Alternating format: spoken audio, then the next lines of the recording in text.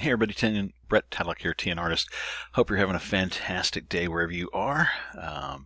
It has been a good day and week this week for me, so hopefully it's been a good one for you as well. So I've been doing this Paint What Bob Paints series, and everybody's really enjoyed it. So I wanted to talk about some of the techniques, so that way not only just watching me paint and as I try to discuss what I'm doing and how I'm doing it and why I'm doing it, which I'm definitely going to keep doing, but I also wanted to go over some of the actual techniques, so that way try and help empower people to be able to do some of these things as well, a little bit more clearly. So I want to go and start from the very beginning with it. All right, so I have here Rebelle 8 Pro. Okay, this is not the most current version of it. The most current, I think, is like 1.4 or something. But anyway, Rebelle 8. You can do this in 7, 6, even 5. Heck, you can always go all the way down as far as you want, just about. Art Rage as well, and possibly even Photoshop. But I'm going to specifically go over Rebelle because Rebelle has kind of become my go-to. Art Rage was for the longest time, just because it has so much of a more of a painterly kind of feel to it. It behaves very much like traditional media, so I like that, and so that's why I'm going with it. And Art Rage, fantastic, love them. I think they do good stuff, but I think Rebelle is that next step. So like if you get Art Rage, you're probably eventually going to step up to Rebelle if you get into doing this a little bit more seriously. But having said that, go with whatever one you like, okay? But today we're going to focus on Rebelle. And since I have Rebelle 8 Pro installed, we're going to use that. All right, so if I'm getting ready to paint a Bob Ross style painting, in other words, a landscape, where I want it to look very painterly, impressionistic, and stuff. Bob is what I grew up watching, him and Jerry Arnell and Bill Alexander, all those guys, watching them on PBS and doing that. And kind of my whole point of making these videos is to kind of keep that legacy going of being able to make digital painting a little bit more accessible to everyone, because there's all sorts of concept painters and stuff out there, and those are fantastic, and but sometimes they're a little bit more advanced than somebody that's wanting to just get started painting, or is picking it up as a hobby and not necessarily looking to make a career out of it, than what they need. So those guys are a little bit over their heads. So this is geared more towards somebody that's wanting to learn to digital paint, because maybe you can't get the watercolors out anymore, or you can't get the oil paints out anymore, and that kind of stuff. So I'm going to go over just some of the basics. As far as computers and stuff, I do recommend you get a decent computer. There's, Black Friday's coming up, end of the year sales are coming up. Highly recommend. I have an Ace Magic computer. It's their tank. It's a microcomputer. It works fantastic. Absolutely love the thing. Cannot recommend it enough. So if you need a new computer, you're looking at getting one, this one is fantastic. Ace Magic makes some really, because they're not a top tier brand name, they make some really solid stuff that, just, it's affordable. I'm not sponsored by them or anything. I'm just somebody who really likes their stuff. So much so that I've bought it for myself. I bought one for my son. My nephew bought one. My son and nephew are both getting into digital art and digital careers. Bought my daughter a Ace Magic laptop because she's in college right now, working towards her physical therapy, neuroscience degree, and she needed a better laptop. Their stuff is fantastic, so got them that. So take a look. You could go with anything. If you have one that works for you, great. If you need a different one, I would definitely recommend taking a look at Ace Magic. So anyway, all of that aside, talking about Rebelle 8. So, and speaking specifically, like I said, about like Bob Ross style paintings. All right, so Rebelle 8 comes up. You've noticed I've got it set to 12 by 9. That's just because it kind of fits better on the screen for one reason. The other reason is that Bob tended to paint 18 by 24 inch canvases, so 9 by 12, same ratio. I've got it set to 150 DPI. That is mainly because It's less taxing on the system if I'm going to use watercolor, even though it's a really good system that screams. It's less taxing on it anyway if I use a little bit lower DPI because it doesn't have to do as many calculations. But also its nanopixel export does just such a seamless job of enlarging. I don't need to use a higher DPI. I can export this at 3 times the size and make prints, and they look phenomenal. So that's what I do. I tend to keep it at 150 to 200 DPI. Like I said, the 12 by 9, 9 by 12, horizontal or vertical, we'll just keep it at the horizontal. And this is the record and time lapse and all that. And they've got some defaults and stuff here. Color profile. I just leave it. These are the defaults. I don't change them. Somebody asked me that. What are your color settings? I don't know. I haven't looked at them in forever. So I don't know. I just leave them with the default. And then I print stuff out, and I'll go like to a local printer, like a Walgreens or a CVS or Office. Well, actually, Office Max isn't around anymore. Staples, something like that. Print it off on their printers, see what it looks like, and then I kind of use that as my base to then go to a better quality printer like Printful or one of those, and then end up with prints that look fantastic. So I don't really adjust. I just kind of adjust what paints I'm using and colors I'm using here to get better the results I need there. Okay, hopefully that makes sense, because I don't want to keep chasing my color settings on the monitors and stuff. Some people get really into that stuff. I'm not one of them. My ADHD does not go well with that. As far as canvas, so I've got the canvas here. I've been using primarily these are the defaults. I don't have any extra canvases. I don't think I've ever bought a canvas. Again, some people love them. Some people want all about them. Go for it. These are the ones I tend to use primarily. These right here, the Canvas Artist for if I'm painting a Bob Ross style painting. The White Simple, which is basically no texture, and it's just a white canvas. And then the Hot Pressed as well. I kind of like these 3. So, and again, it's kind of, what are the effects that you're going for? But if you want something that looks like a Bob Ross painting, more like it, you probably want to go with the canvas. Okay. Having said that, I have noticed that there is a bit of a difference if I'm wanting to get a certain kind of effect, a little bit more of the wet on wet. Until if I have a thin paint that I'm starting off with, I may start off with the White Simple and then switch over to the canvas later. But we'll just keep the canvas.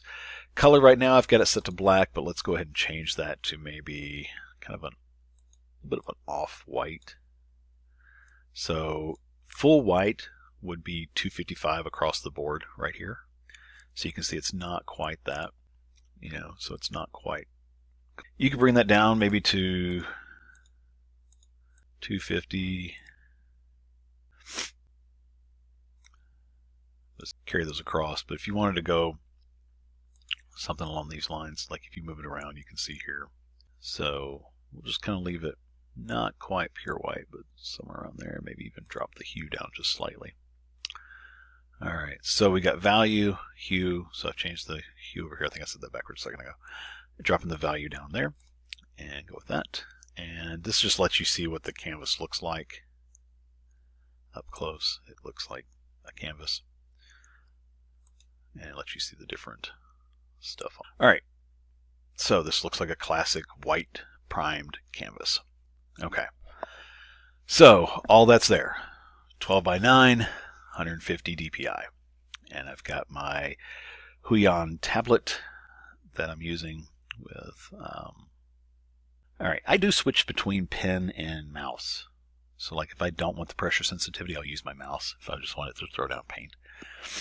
All right, one of the other things that I use, I have stencils that I have created.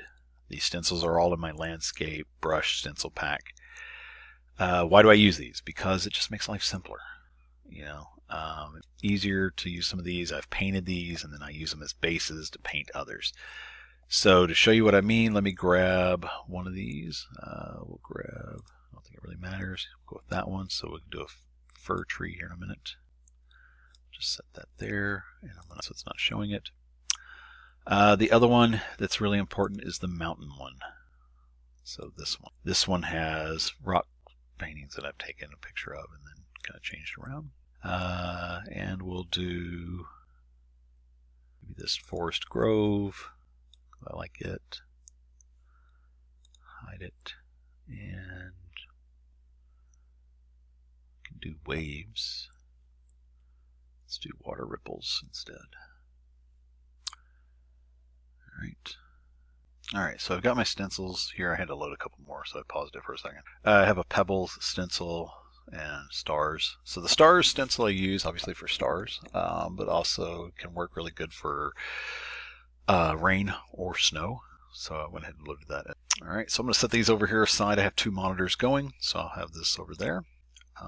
And I'll work on some stuff here. So I've also got all my brushes over here. I have found that I tend to gravitate towards this Express Oils, which used to be the acrylics one. And if these brushes, you can load them into any of these. Okay, any of these brushes here. I don't think I've ever tried it in like the markers or anything. But you can load those in here, and it'll just adapt to itself. Some of the settings will be different, but you get some really cool effects. So give it a try. Don't worry about it. These are all preset to be like acrylic or watercolor ones, and it'll tell you, do you want to put this here, or do you want to put it in its original one that it's set for? Just tell it to put it there. Load them in all of them. All right. So clouds. Clouds are one of the first things. I'm going to show you how to do some different clouds here real quick. So I have a couple different cloud brushes. I have Cloud Foam, I have Cloud Brush 1A, 3, Cloud Brush 1, Cloud Brush 2. Have those all in there. These are designed really just to make my life easier, and hopefully yours. You can change the size by using the left and right brackets, just like that, and go in there. So let's go over here to the color fill bucket and go to gradient, and let's add a gradient. Now if you haven't done this before, you can click the gradient here and it changes it here. So like this is, it selects it. If you want to add another one, you just click here and it adds another, and then you can come in and select the color that you want, and it will, so you can make your own gradients. Okay, so that's kind of what these are that I've done here. So let's go with this gradient 10 and just drag it across. Want more of a sunset, you can do it. You can also change it. Now if you have this up here, if you push shift, it'll bring it straight up and down, so it'll be totally perpendicular. Stretch this out and down like so, and you can just kind of write the gradient that you want. Hit enter and you got it there. So I went ahead, and if you push point or like a period, you'll bring it back up to fill the screen. So I wanted to do this real quick because it's easier to show you the clouds. So with the cloud brush, there's a couple different ways you can do these. You can come in and select one of these colors, which I think this is one of the best ways to do it, is select the local color and then add it in with the cloud brush. Alright, now see, it's going to bring that blue down because that's what I selected, and it blends these together. It's a very subtle cloud. Alright, but as we all know, Bob didn't really paint subtle because it didn't show up on the camera. That's why his colors tended to be kind of blown out, and the designs were so in your face was because he was trying to make sure it showed up on camera in the 80s. Adjust my microphone here. There we go. All right, so I've got kind of this whitish color. Now I've got these loaded over here. These are the color library. I think these are all just the straight ones that come with it. I don't think I've added any of mine since I've upgraded to 8. Yeah, and all of these are ones that you can get from Escape Motion's website. Okay, if they're not the default ones, but I think these are all the default ones that come with it. This is oil painting. This is the oil paints that I've got loaded in here. Oil pigment. So it has the names, and it's got the ones that he used. So you could come in here and take away, like if you wanted to click on one of these, then you could just remove it and get it pared down to the like 9 colors that he used, if you want. I don't think it's worth messing with personally, but you know, whatever. So I'm going to grab this white that I've got here, and I'm going to use my cloud brush, and this is the cloud foam. So I'm just going to kind of come in and lay out a cloud shape. And on 2, it's going to really kind of play into the softness of it, because 2 is the paint and mix brush. 3 is the paint and blend. Okay, you can just use 1 for when you start doing this laid out. And I find sometimes actually if I bring it down in size, I can lay out that really crisp edge. I'm just trying to think about like what kind of cloud do I want. So I've got that really nice edge there, and then I can just press 4 and just blend this back side of it like so. And if I leave that front part where it is, then I've got my light set up to come in. So I need to know kind of where my light's going to be at. Now if it's not going to be that side, so then all I got to do is just blend it out. Okay, so if that's not going to be my light side, then I just blend it and kind of keep working it around. The brush a little bit bigger at this point, and really just kind of fade it like so. And then what I can do from here is I can press Alt and grab that lighter blue color, and I can just throw some of that in. Okay, and then press 4, and I'm just going in circles is all I'm doing, letting the brush kind of dictate. So if I wanted my lighting to be more from the right hand side instead of the left side like I started out with, then I can come back, select my titanium, bring my size back down, and I can look for and even zoom in on, not too much, look for edges. So like let's say I like this edge. All right, maybe there's one here, and maybe there's one here. Right, I get that laid in, press 4, and do exactly what I was starting to do on the other side.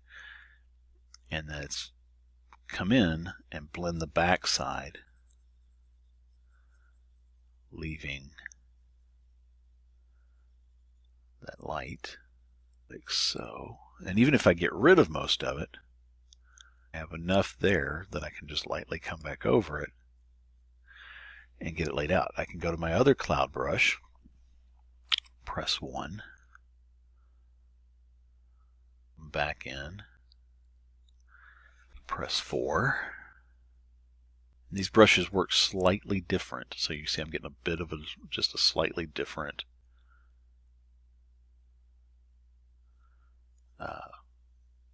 way it's behaving. Put it back up, and just real soft. Bob would say 2 hairs and some air. Kind of soften it in. Grayish color kind of up.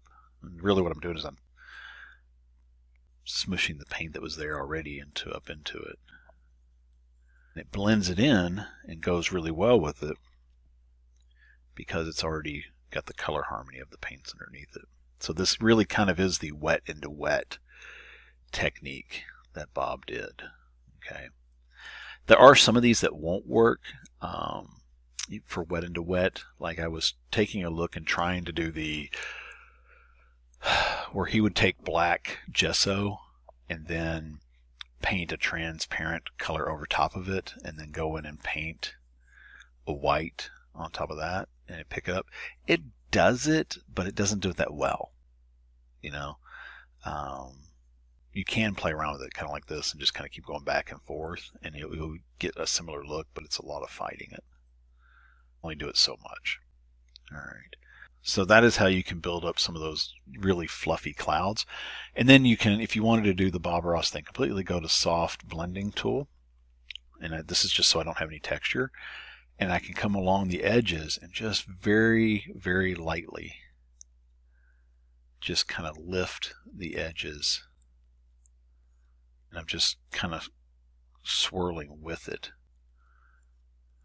kind of fluffing it up.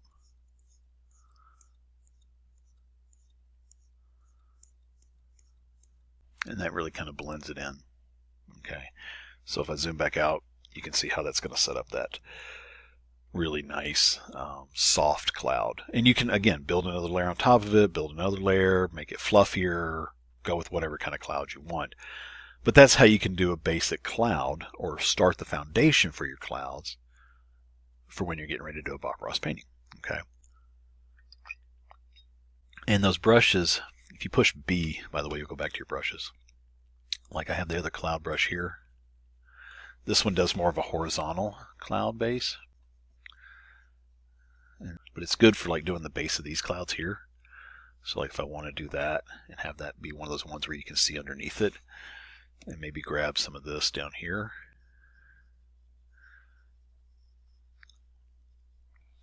And then just kind of softly go back and forth horizontal. That's kind of what this brush was designed for. Just to kind of give you that feeling of the cloud going over top of you and fading off into nothing. This brush is a little bit more repetitive, so you get some of the same shape than you will from these other ones, like that cloud foam and stuff. And some of these are a little bit more aggressive. It's just the setting is a little bit more aggressive for blending. And like some of them are a little bit softer. And break up this. So it's very subtle if you start pushing around the paint like that. Okay. So that's how you can get the clouds built up. So to recap, start with something. It can be, you can even go over here to any of the brushes. I mean, if you wanted to use an oily round, for example, let me bring that size down. But start with one to kind of get your edge of your cloud laid out. And again, I like to swirl it in while I'm going and doing it. Then once you got it in there, press 4 and just kind of come back and lightly blend it out.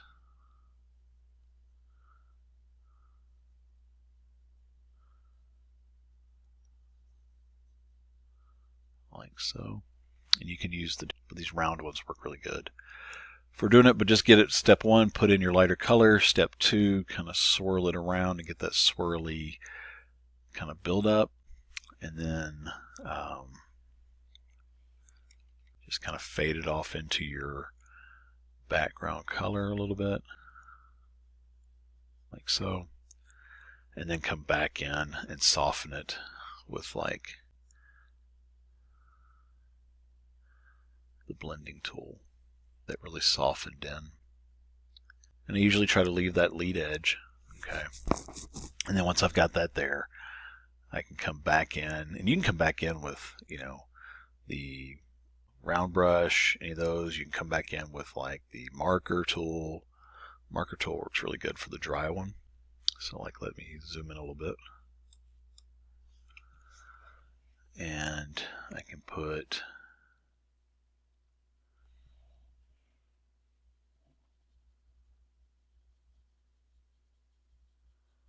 some of that on there and just kind of blend it around. But you can use like the bullet to come in and add. So the dry just kind of builds up, you can see, not like that, but if you push 4, the dry does really good for blending.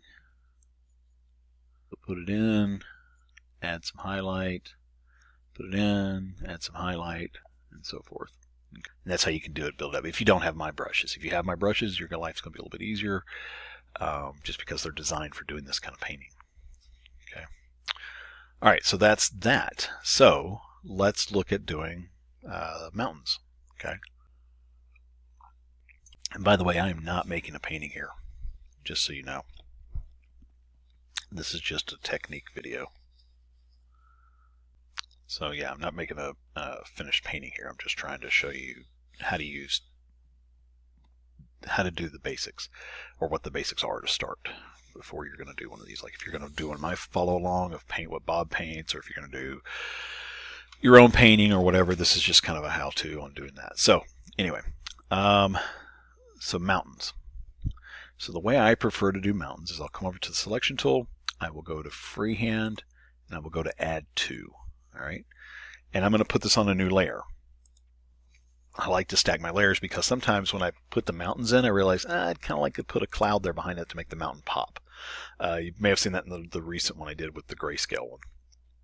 The mountain wasn't popping enough, so I added dark clouds behind it, which made it come forward more. So to do mountains, you can do it a couple different ways. This is the way that I kind of prefer it because it lets me kind of play around with the color. But I'll add in just a mountain kind of shape. And then I'll come around. I didn't mean to start here, actually, just to hit it by accident. Just to be a little bit more jagged peak kind of thing. Boom. Maybe it needs a friend, like Bob would say. Like that. So now I've got those in there. And I've got the shape. And so I can really go with, okay, is this shape I like, and get it roughly there. And if it's not, I can always do either the subtract from, and then, like, let's say maybe I wanted this to be more of a swoop down peak. I want this to come down and kind of mirror that other one that's over there. So I come down with it. Like, all right, so then I can really look at all I'm looking at is the shape that the selection line is making. These are called marching ants, by the way. So I can look at the shape the marching ants are making and see, okay, is this what I like? If it is, great. I'm going to come over to my fill bucket. I'm going to go back to just regular color. And I'm going to grab maybe phthalo blue and fill it with that blue. I can maybe say, oh, that's a little too saturated of a blue, so I'll bring it over and go a little bit to a different color, more of a blue-gray, like that. Okay. I can also, if I'm like, well, that's kind of cool, but maybe I want to change it and add a little bit more brown to it. So I'll look at this burnt umber. So this is kind of a blue. As you can see over here, when I select that burnt umber paint, it's more of an orange. So these are going to be complementary colors to each other. So I can come in here, and it doesn't really matter what brush, but I'll just go ahead and I'll just grab this mountain knife. On one, bring the size up, throw some paint in on it, press 4. Really kind of just scribble this around and break that up, and it's going to give me the foundation, my mountain, and it's a dark color still, but it's a little bit more of a subdued, quite a saturated color. So something like that. And I can hit Control D, and I've got these here, and then what I like to do is come over and lock transparency. So now if I want to really paint on this, I can come in where the clouds are, or down here. I can just paint on this layer right here. And I can press 4 and just kind of smudge it around. All right, and that just builds up paint and builds up the really subtle for what's going to be. Now, a couple things. You've seen this in the past few videos. This is my mountain knife brush, and I have my Impasto one here. I like to use these to paint my rocks. Okay. I also have a stencil. So what I want to do is, once I've got this color here, I'm going to select Alt, and I'm going to select it. You can see how that went to more of this reddish kind of color. And I'm going to come up a little bit so it's a little bit lighter. Now I can change it from there. I don't have to stick with this color. Like if I wanted to go more of a purplish kind of color, I could do that. And then I can bring in my brush and start doing it. And I may be like, oh, that's a little bit more brighter than I wanted it. Press 4 and fade that around. Now I can look at that and be like, oh, I kind of like those colors. So let me grab Alt, click, and just kind of loosely paint in and lightly paint in. I want these rocks to go, and I can just kind of go 1 and 4. Now, one of the things Bob would do with his palette knife is he would be like, if would follow, pretty much pick like a arbitrary line. So everything, like from, say, this is my line right here. Okay, so here, let me just kind of draw that in real quick. So maybe, you know, Bob would just, in his head, he would say, okay, I have a line here, and I have a line here, and maybe I have a line here. Maybe I want this line to come over a little more, like so. Maybe I have this all kind of comes down, and maybe this comes around, comes up, and maybe this kind of comes around. And again, this is all in your head. You're not doing these red lines on here. But in your head, you're thinking, okay, where are my planes of the mountains? You know, what all's in shadow, what's in light? So all of this is in light. And this, again, assuming that my light source is going to be on this side of the mountain, and this side, and this side, and this side. Okay, so that's all going to be light. So he would kind of have that in his head, and he would use his palette knife to then blend that down. So we're kind of doing the same thing by using our brush to do that with. Okay, and if you do what I just did, where you're moving all these, if you come up here, you can see recent colors. If you click that, that lets me go back to my color that I had. You can kind of select it. So then what I would do, when I've got those in my head, I've got those kind of ideas, I'd be like, okay, so this is my light source side, this is my shadow side. So I'm going to paint my shadows. Okay, and I'm just going to come in and I'm going to paint these around. And like I said, what I like to do is press 1, then press 4, and I'm going to follow, these lines are all that I'm painting here are all going to kind of follow this direction, kind of like this. All right, and it may come in here. And then from here, I would probably stop because I've got my light side that's going to come down, so I'm going to have that blend into each other. And then I may have more of my shadow over here. All right, so all of it's going to follow this kind of an angle, like that. Kind of an angle kind of thing. And then I would come back later and be like, okay, I'm going to have my light side over here. So this is all going to kind of follow my angle, going this way, going this way, and then going this way. And then maybe this has got some light side down here, and I may be like, oh, I need to put some more dark there, so let me grab that, and I'll throw some dark in here. Got that shadow, and oh, I need the light here again, so got that. So I can really kind of come in and just in general lay these in the direction that they're going. And with this mountain brush, I can even just start off as sloppy and generic as I did that and lay this in. Again, go in the same direction. So all of these I'm going to be blending this way. All of these I'm going to be blending this way. It's just a trick of the eye. It makes the eye see that slope there. And even if I leave that red in there like I'm doing, because I don't really care right now, I can get these kind of an interesting thing. And the nice thing about this too is, like, I can pick some of this color down here to use as my highlights and just kind of keep smearing this around and lay in for where. And then you want to do these in layers. I like to do these in about 2 or 3 layers, maybe even 4 or 5. Putting it on, then soft blending it out. And you notice I'm being very haphazard with it. I'm not blending every little bit. I'm leaving these different color gradations and everything else. And I'll press 1, and then I'll press 4. And because I have this where it's locked on the transparency, I can't go off into the clouds. Press 1, press 4. But see how all these strokes are going this direction. All these strokes are pretty much going this direction.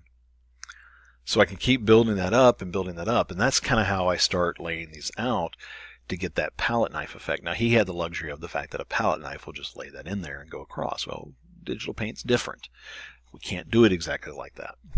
But we can, with the help of a stencil, have a little bit more control over it. So once I've got some of that in there, I'll bring up my mountain stencil, change the size, and then from there I can look. So if you look at my mountain stencil, it's got definite peaks, because I kind of, basically what I did was I painted a mountain and I made a stencil out of it. Okay. Because I liked the way it looked and I wanted to do it. So I can use this one to change it just by clicking, holding it, and dragging it up and down. But if I press Shift and go left, right, so left, right, I can stretch it up, down. I can stretch it. So I can get an infinite number of shapes out of this. All right. So then if I bring this over here, and let's say I'm like, okay, this is a snowy mountain, because again, Bob's stuff has always had a snowy mountain on the look to it. So I'm going to grab a little bit lighter color. I just went straight up from where the other one was. And I've got my brush selected, my mountain brush. This does not have to be the mountain brush. You could use the impasto and all that stuff for this, so I'm just going to lay this in here. And again, I've got my underpainting done for where I want to be. So then I lay down, press 4 again.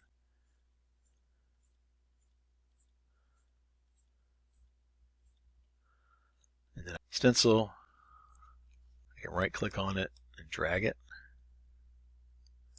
rotate it. So like if I want to have this here, kind of match it up to where I want, press 1 on my brush, press 4,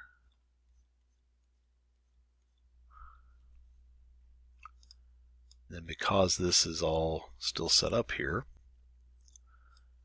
but see how that gives us those paint breaks, just like a palette knife would. All right, and then from here I can rotate this, cover up some of that. Let's say I want to cover, so I can go even lighter.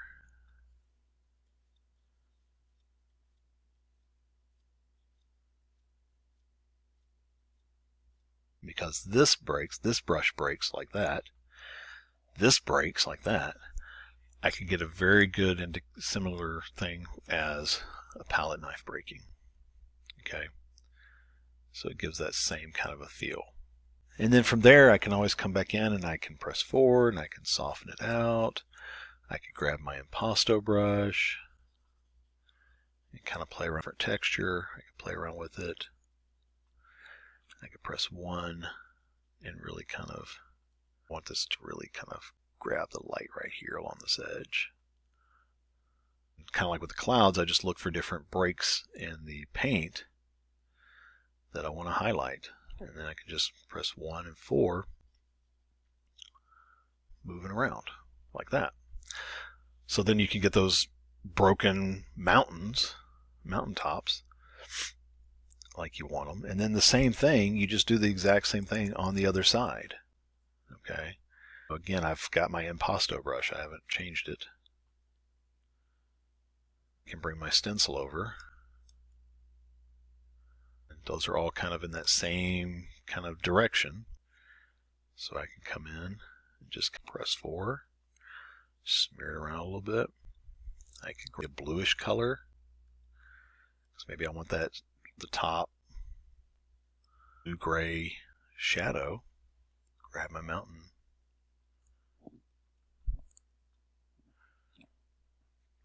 The more I go over and paint over the same area, the more filled in it's going to be. But then I can press 4, soften it, rotate this completely around. I could press Shift and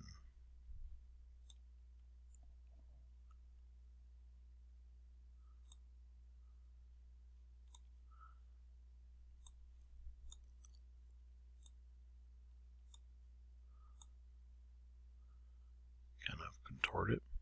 Now the other thing you can do with this, like if you want this blue to be kind of go with it, grab a cloud color, throw it in there, press 4, blend it out, then press Alt and select that.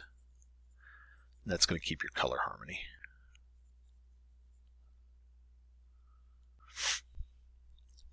Then I can bring this over here, kind of come around, and just kind of blend it down the same direction.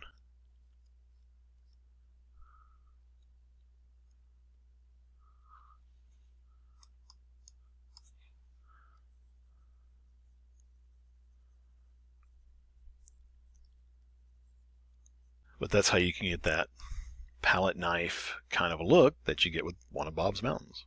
Okay, just by using the stencil and then something like this mountain knife brush or the impasto brush, basically any kind of brush that breaks.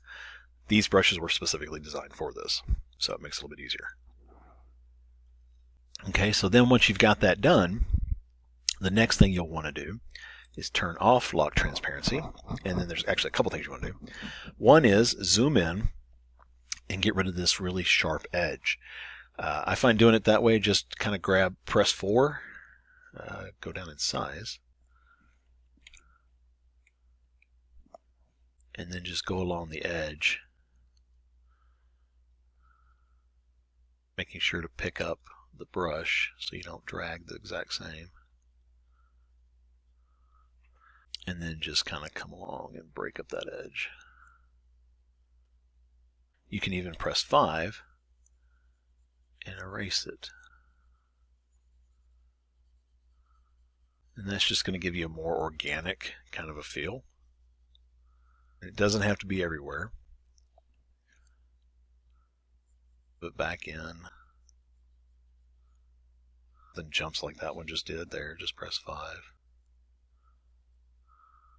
So just gives you that more organic kind of a feel to the mountain edge there to do it. All right. So now that you've got that done, I'm going to right click on this. I'm going to click this X and get rid of it. It's still there. It's just hidden. So like if I went over to my stencils and clicked on it, and this works really great for like if you've got a setup there of rock and you wanted to add some color under it and then put the stencil back over it. If you just click the X and hide the stencil, when you click it back, it comes right back where it was. Okay. So it's a good way to kind of go back and forth. Anyway, all right, so I've got that there. I can zoom out and go to my blending brush. I can grab one of my soft noisies or whatever and just kind of blend it down here with my soft. And go along the same edge, same direction. And that's how you can kind of start getting that whole misty kind of area. You can also, now if you want to, you can also keep the palette knife and kind of use it to kind of blend in. Whoops, that was a little too high. So kind of come back and forth, and it's just thinning the paint is all it's doing so that underlayer shows through. But this can be a good way to kind of keep that mountainy kind of feel. Here, follow the kind of connect these together, like so. And then once you've got that, press N to go back to the blend brush. From there, just kind of soften that in. And so it keeps kind of a more organic transition. And that's how you get that kind of misty kind of feel. Just real soft. And go in the same direction as the mountain is. Okay. So say you got all your mountains in, you've done that. So that's how you do clouds, that's how you do mountains. The gradation tool works great for laying in the sky, the underpainting of the sky. But here's another reason why I do this on separate layers. So let's say that I'm like, I don't like that high in my composition, so I can just press T and bring it down, kind of change the way those mountains look. There, I could stretch it a little bit. I could come in here and select one of the other ones, like warp. So, and then just grab one of the nodules. On this one, I don't recommend really necessarily using these, like don't twist. Control Z while you're doing that, it will completely undo it like it just did. But let's more this glow here, right? Because it looks better. So we can just grab that like that. Okay, and so all right, cool. I got my mountains in. I got my clouds in. So now I want to do my trees. So well, I've got tree brushes. This was a watercolor tree for this one. I got leaf brushes, grass brushes, and all that kind of stuff that you can use. But you can also, again, come back to stencils like this one, and then bring it way down in size. Okay, down through here. I'm going to make a new layer, and I'm going to grab, almost like clouds, I'm going to grab this kind of color here and lay that in. Let me change my brush. Got another tree brush right here. And press 4, kind of blend those together a little bit. Like that. And that lets me start painting some distant trees. Then I can kind of soften it. Press 1. And just kind of do some generic tree shapes. These are leaves, as you can see. So I could do that. I could grab just one of the tree. And if you're doing this, you just want to keep a tree shape, you know, to paint these in instead of using the stencil. But you can also just take the stencil and move the stencil around and overlap it. So you can do a combo of these things. So like maybe I get this here like that, but I'm going to touch it up a little more. Like that. Right click on the stencil and drag it, and so I can overlap the areas that I'm doing and just kind of keep smudging the paint around, and I can get this real foresty look that does not look like I've used a stencil. As you can see, I'm able to save a huge amount of time in this.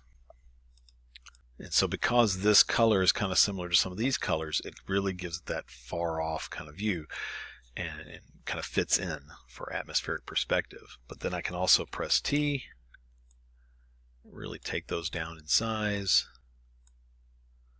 move them around. Maybe on this one I do want to have it a little bit taller, maybe up a little bit. So I can really kind of blend that around. Then I can grab like my cloud foam, press 4, and just kind of soften it down here. And now it just kind of looks like it fades into some of that mountain. So then I can start doing those far off trees and do that. You could do this one for the close-up trees too. So like if you wanted to have closer trees, say you've done that in there, and you wanted to have closer, so what you would do is come down here, grab, let's see, maybe some phthalo blue. Let me put these on new layer. Phthalo blue, throw some of that in there. Come up, maybe a little bit of yellow ochre, cad yellow as well. Press 4, and just kind of blend those together. I like doing it this way better than using the blending. And then once you've got the one that you like, press Alt, select it, press 1. You can change it. Don't be afraid to change it if you're like, oh, that's a little too light colored. I also like to, like this watercolor brush over here, for example. It will, kind of putting stuff in and then pressing 4 gives you a little bit more variation, which is what I like. A little painterly kind of a feel to it.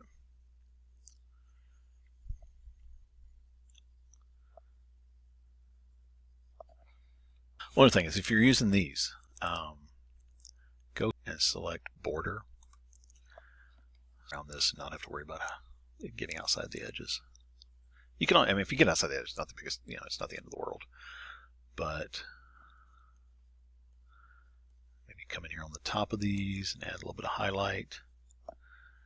Press 4. And just kind of keep blending it around. Like so. And then if these are far enough away, you just want to add the slightest little highlight. We're kind of highlighting from the right side here.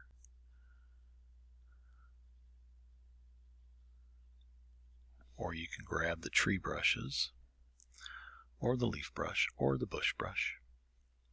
And I'm just kind of throwing this in here because of the way this brush is designed. Again, our light source is kind of coming from the right hand side. So I can lay that in there, press 4.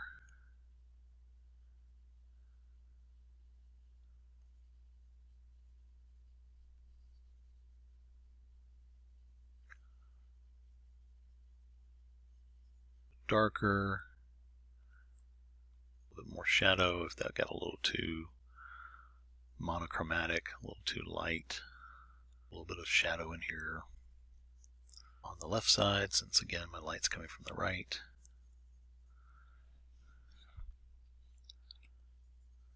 And that in. Again, I'm not looking so much for detail, just the implication of detail to kind of start getting that laid in.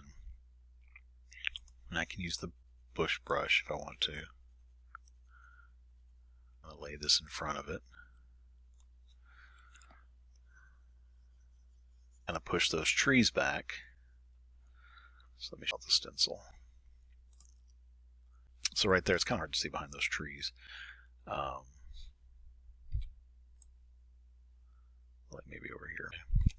Now one of the other things too is like this is fairly transparent, so I can also duplicate the layer a couple of times and select it. And from there, you can just kind of, if I was like, okay, I like how these look, I can merge these around, paint it around, smear it a little bit.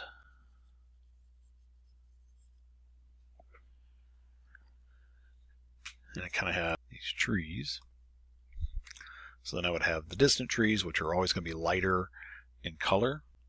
Not always, majority of the time. But darker in color, a little bit more of a value, a darker value and a clearer hue of color. So you can see how those are kind of a bluish, orangish kind of color. This is greenish, yellowish, so it's coming forward more because it's darker. And then from there I can do a bigger one. So like if I wanted to, big old tree, you know, like say something over here to the side or something. So again, I can, let me show you something real quick. Let's go with that dark green. Got there, but let's make it greener. Wanted to show you. If you just fill the stencil, it's going to go around it. So Control Z, border it, just goes in there. If I wanted to just do that quick from here, I can grab one of those tree colors and like let's say that I wanted to, this is my base, so I can come in and add, kind of think about following these lines here. Oops. For the most part, you don't have to follow it exact. Again, this brush is designed to kind of give you that broken leaf kind of a feel.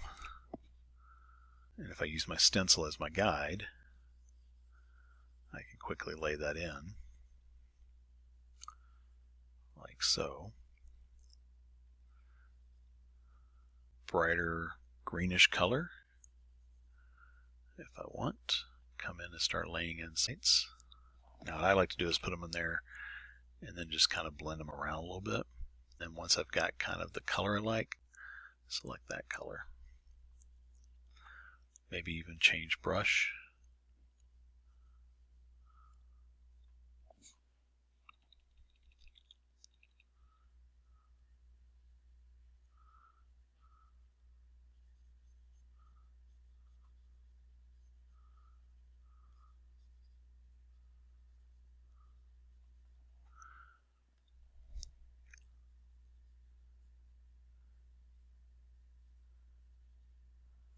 like so. Okay. And then again, if I want to go even brighter, like let's say maybe there's a spot where some of the sun's really hitting it or something, I can go with a little bit of highlight.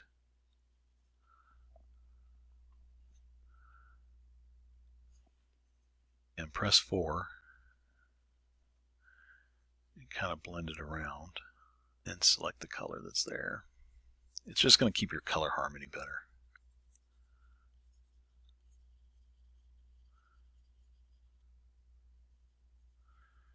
And this isn't even my fir tree. And so it really kind of depends on what kind of tree. You can grab like this hairy one.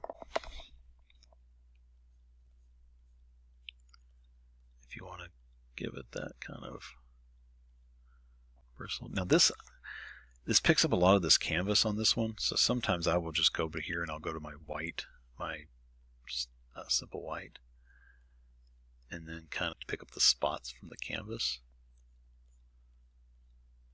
See, I just want to keep that. So if I want to just keep kind of the simple brush strokes, but I don't want to keep the spots of the canvas, just kind of go back and forth between it, and then you can go, okay. So let me close that. Let me zoom out and hide this. Oh, take your selection tool. Zoop. Delete. And you can also use the selection tool, like if you're like, hey, I want to make these a little more jagged.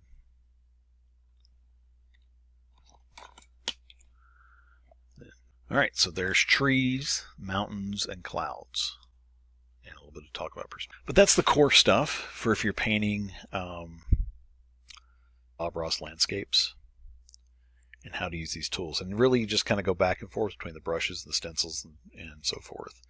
Like I said, not a full painting, just kind of a how-to. So that's how to paint the mountains, how to paint the trees, how to paint clouds, and how to paint the layer for the sky. We can go over waters, like waves and lakes and stuff later.